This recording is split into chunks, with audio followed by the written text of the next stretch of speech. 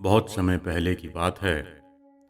एक गांव में नवीन नाम का एक लड़का रहता था। उसके सब दोस्त हंसते खेलते रहते थे, खुश रहते थे, पर वो हमेशा चिंतित रहता था। कोई ना कोई टेंशन उसके दिमाग में चलती रहती थी। किसी ने उसे कुछ बुरा कह दिया तो रात भर अपमान के बारे में सोचता, बदला लेने के बारे में सोचता। अगर किसी छोटे से काम में भी विफल हो जाए तो कई दिन तक यही सोचता कि मैं विफल क्यों हुआ, मुझ में क्या कमी है, मैं हर बार क्यों हार जाता हूँ, क्यों रिश्ते नहीं निभा पाता। उसकी यह हालत देख करके उसके माँ बाप और उसके दोस्तों ने उसको सलाह दी कि पास के एक और गांव में एक बौद्ध भिक्षु रहते हैं जो सारी समस्याओं का समाधान करते हैं। उन्होंने कहा कि उनके पास जाओ और उनसे इस बीमारी का उपचार, चिंता नामक बीमारी का उपचार जानो और चिंता से मुक्त हो जाओ। सभी को उसकी फिक्र थी कि उसकी प्रगति कैसे होगी अगर हर वक्त वो चिंतित रहेगा।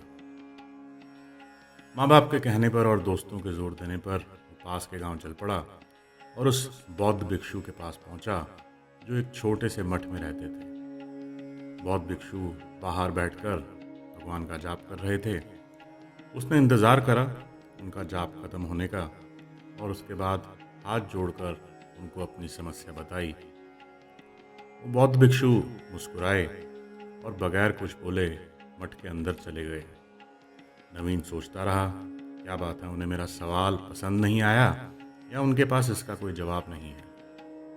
थोड़ी ही देर के बाद वो पानी का एक गिलास हाथ में लेकर बाहर आए और नवीन सोचने लगा, अब ये सबकी तरह मुझसे पूछेंगे ये गिलास आधा खाली है या आधा भरा है, और इन्हीं जवाबों में मुझे बहलाएंगे। पर ऐसा नहीं हुआ। बौद्ध भिक्षु ने बहुत ही धीमी आवाज में उससे पूछा, नवीन, ये जो ग्लास मेरे हाथ में है इसका भार कितना होगा? नवीन ने देखा और बोला, ठीक से तो नहीं बता सकता, पर मेरे विचार से 300 साढ़े 300 ग्राम होगा इसका भार। तो इसको सरलता से क्या तुम अपने हाथ में उठा सकते हो? जी हाँ, मैं उठा सकता हूँ। क्या मैं भी इसको सरलता से अपने हाथ में उठा सकता हूँ? जी हाँ, आपने तो इसको पकड़ ही रखा है अपने हाथ में। पर क्या होगा अगर मैं इसी गिलास को 1 घंटे तक इसी हाथ में, इसी अवस्था में पकड़े रहूं? फिर आपको थोड़ा सा दर्द होगा कलाई में, क्योंकि 1 घंटा तो काफ़ी लंबा समय होता है इसको पकड़ने के लिए, और आपको तकलीफ होगी इसको उठाने में। अच्छा, अगर मैं इसको 7 या 8 घंटे ऐसे ही उठा करके रखूं, फिर क्या होगा? फिर तो आपकी नसें अकड़ सकती हैं, उसमें शिथिलता आ सकती है, आपका हाथ कांप सकता है और ये पानी का ग्लास नीचे भी गिर सकता है। और अगर मैं जिद करूं और इसी ग्लास को 24 घंटे तक थामे रहूं तो तब तो और भी नुकसान हो सकता है, आपको लकवा भी मार सकता है और भी कोई तकलीफ हो सकती है। बौद्ध भिक्षु मुस्कुराए और उन्होंने कहा, नवीन, मुझे एक बात बताओ, क्या इस सारे समय के दौरान क्या पानी के ग्लास का भार बदला? नहीं गुरुदेव, पानी का ग्लास तो वैसा ही रहा और उसमें पानी भी वैसा ही रहा। तो फिर समस्या क्यों हुई? नवीन ने सोचा और फिर जवाब दिया, लंबे समय तक आपने पानी के गिलास को पकड़े रखा, उसकी वजह से समस्या हो सकती है। वो बौद्ध भिक्षु मुस्कुराए और बोले, यही तुम्हारी समस्या का भी हल है।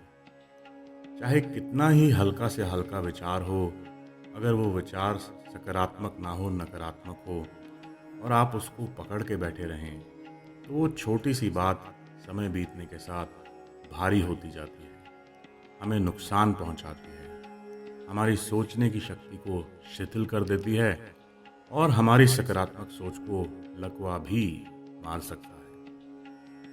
नवीन को बौद्ध भिक्षु का सिखाया हुआ सबक समझ में आ गया।